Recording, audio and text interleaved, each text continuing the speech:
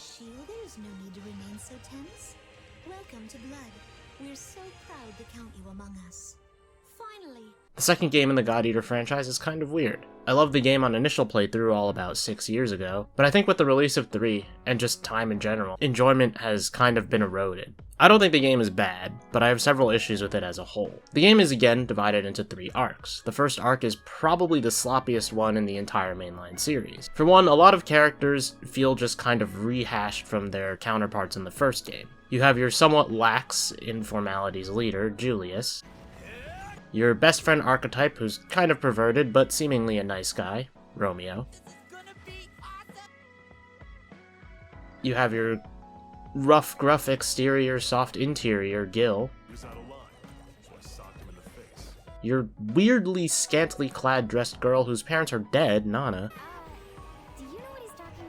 And then Shiel, who is a little less of a conceptual copy-paste. Please be my friend. One of my issues here is that, overall, the character arcs don't get enough time to develop. A character will have an issue and it'll be resolved 2 to 3 missions later. There are a few that are better developed, but for the most part they don't get a chance to let their issues stew unless you need to farm something. And this could possibly be because of the inclusion of character episodes. These segments are given to each party member and allow you to elaborate on their character. It can help alleviate some of the rushed feelings of their arcs, as well as develop side characters you want to know more about. There's a lot of fun in these, and they also help strengthen your party members. They can also unlock new features such as the bullet editor and certain weapon tree upgrades. Gameplay-wise, I'm not entirely in love with the removal of Predator styles. While they were added in Resurrection, not in 2, so for anyone who needs a timeline, Resurrection came out after God Eater 2 and God Eater 2 Rage Burst in Japan. It feels weird to not only lose Predator styles, but also lose certain Devour executions. You're reduced to a mere 2 types of Devours, Combo and Charge. This makes maintaining burst in combat one of the signature mechanics in God Eater, very difficult and also kind of pointless. Additionally, the cutscene direction can be a little weird. Some of the cutscenes have potentially missing sound effects, and most cutscenes with the player progressing dialogue end abruptly with no fade out, which is a little odd. Yeah, it'd be great if you took him out on a mission sometime. Of course, esteemed rivals, let our competition.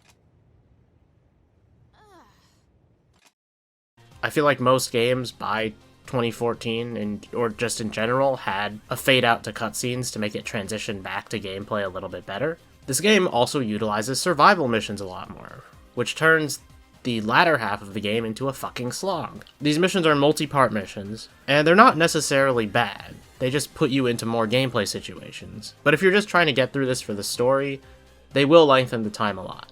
Finally, the bugs. And oh by god, does this PC port have bugs. I'm not sure about the PS4 version, as I don't own it, but music in the Far East branch does not loop properly, and it's incredibly noticeable too.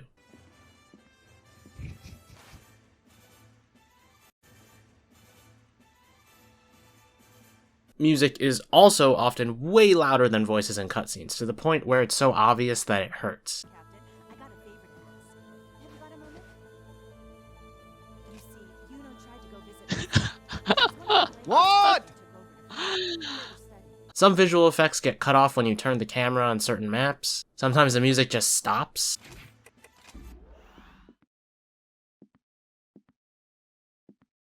In mission and in base it happens, and it's bizarre and sometimes a little unsettling.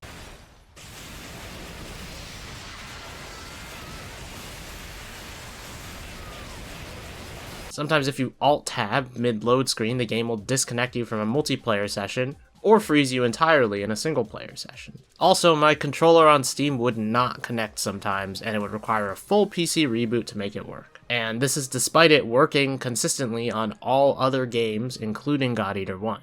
In short, I feel like a lot of God Eater 2 is copy-paste of the original character-wise, with some unique flares that just don't sell me as hard. I think the quality of the PC port is a little questionable when you compare it to Resurrections, which feels pretty good. But didn't you say you love this franchise? Yeah. And that's why I'm here to tell you about the good. Blood arts are introduced in this game. These are swappable skills that change the effects of your attacks.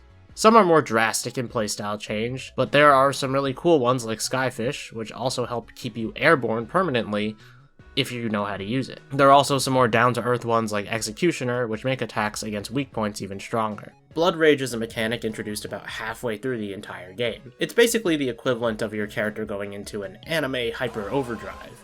If you fulfill the requirements, you become temporarily invincible, gain increased action speed, and your moves get powered up. It's pretty cool, albeit a little bit broken. However, it is a little disappointing that this mechanic only gets introduced about halfway through and not a bit earlier. I've already spoken about character episodes, but these are a net gain for the series, as they introduce a lot of character development, and I find that to be one of the best parts about story-based games. Character episodes are all fun in games, however they are kind of intrusive as you cannot progress these episodes in multiplayer, and the architecture of the multiplayer system is still the same as God Eater Resurrection, so this is strictly a single-player task.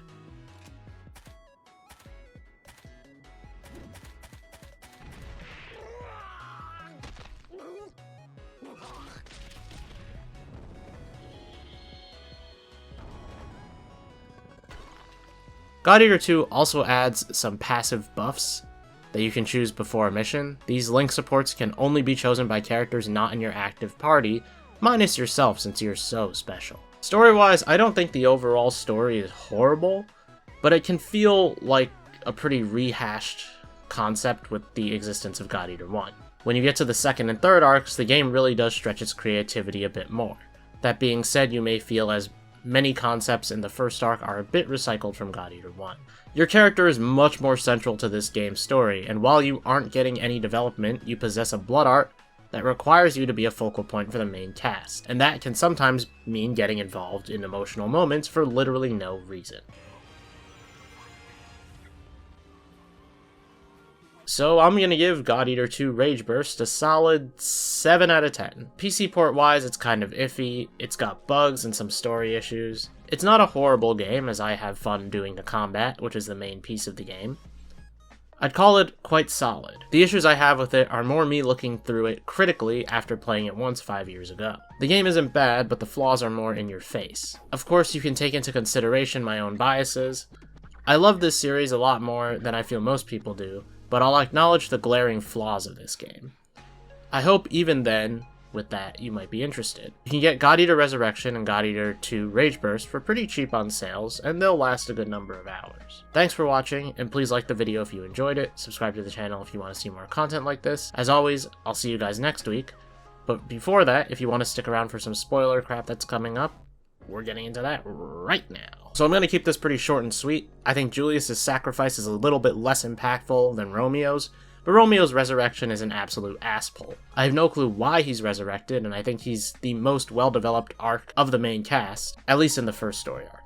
But it's significantly weakened now that he just comes back to life. Livy has a pretty interesting arc overall and introduces some cool concepts to the series. Expansions on the lore are welcome so as long as they're explained, hence my distaste for Romeo's resurrection. Anyways, this moment with Romeo basically comforting Nana and then the main character comes in and is like, yeah, me too. What he said is really stupid because it happens like more than maybe 2 more times. And why are you here? What, you didn't say it, you didn't do anything. Romeo did the whole speech, you're just like piggybacking off that shit. Anyways, yeah, I like seeing the God Eater 1 characters doing things, and Selma basically telling Rachel to drop dead is pretty funny, because I never trusted this lady. Ever. Anyways, yeah, thanks for watching, and see you guys next week. Sorry, just, poor joke, Miss Claudia.